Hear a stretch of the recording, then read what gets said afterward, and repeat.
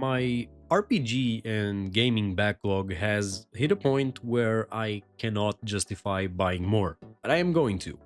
Just one last purchase. So, backlog guilt I think hits harder for RPG players and people who have a lot of games in general, not just for the obvious reasons, but because these games being so huge, we adding them into our libraries makes it so even the smallest additions of 1 to 2 games per each purchase can be huge time sinks that maybe you are never going to get into because you have so many big games already to play that you just end up in this endless cycle that us YouTubers that talk about the backlog always end up touching on these videos. So today I am here to talk a little bit about my backlog, which currently I've been focusing on Steam, and that backlog right there could be over or just a little bit over 600 games, considering I've been in a lot of stuff from this account, and the account has around 720 games in general. And recently, I have been thinking a lot about it. And my library has some big hitters, games such as Cyberpunk, Red Dead 2, which I haven't beaten yet, and I'm not gonna lie, even though I make a video on this topic at least a couple times per year because I really enjoy talking about the backlog, not only on videos but also with friends. And this video actually came after a conversation I had with my friend Vasharal from the channel TalePlay. If you want to check him out, his channel will be in the description.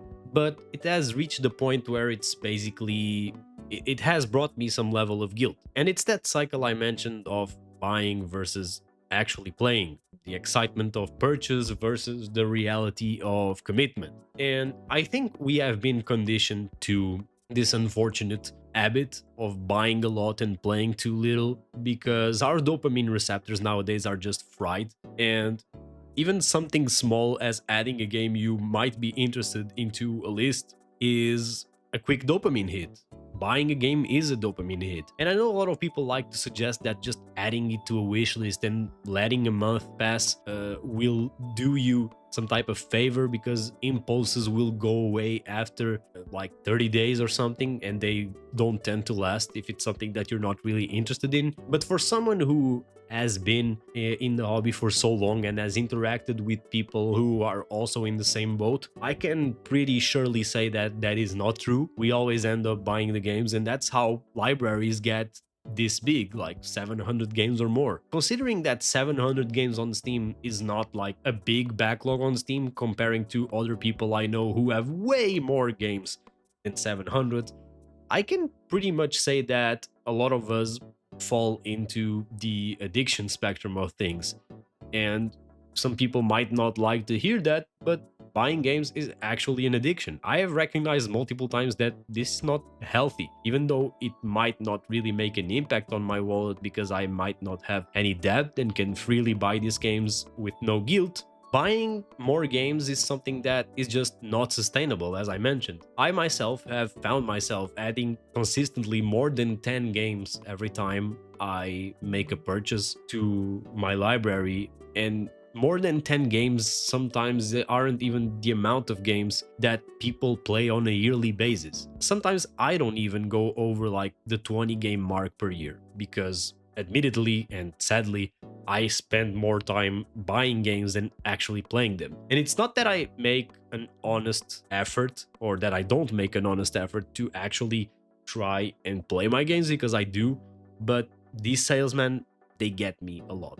And I like to promise this to myself, even though I know it's basically copium and a lot of people know it's copium as well. I like to promise myself that not the next year, but tomorrow is going to be different. We're going to buy less games and play more games. And as much of a first world problem as this might sound, I am entitled to my own problems. And this is something that I think talking about helps a lot, just like any type of addiction. So I would like to convince myself, make this video to convince myself one more time that, as I mentioned, next year will be different and we're going to play more games. As I mentioned in previous videos where I talked about the backlog, I think logging helps a lot. I've been actually enjoying seeing what I have been playing on a daily basis, and I decided that there is only one game that I'm going to allow myself to buy before we seriously embark on this grind and this journey again. And that game is none other than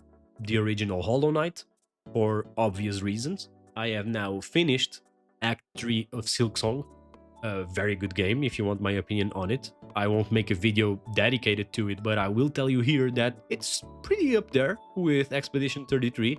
It has some recency bias because I can't clearly remember everything about Expedition 33, but this was a game that really impressed me. I want to play the first one because the lore interested me, the gameplay I really enjoyed despite not being a fan of Metroidvanias. So that also helped opening this door to thought that every time that I dive into these new genres that I wasn't very familiar with, I find that I already have a lot of games for said genre in my backlog, and it ends up leading me into a thought process of, damn, maybe instead of buying this one, I could have just discovered that I like this genre through the entirety of the same genre that I have in my library. It's cyclical, as I mentioned. But yeah, this was something that I have been thinking around for today, and I wanted to talk about it. Now, it's time to ask you who are watching this video and have reached this point in the video, what do you do about your own backlog? Your RPG backlog, maybe, if you are one of my more RPG focused viewers. And have you made any measures, any personal measures to try and tackle it? Do you believe that you can actually tackle it without making your backlog ever higher? And do you want me to make a video about the idea of your library being endless and you not focusing on actually beating your backlog? Because despite being a pretty consensual thought in this community, it's something that I do not agree with.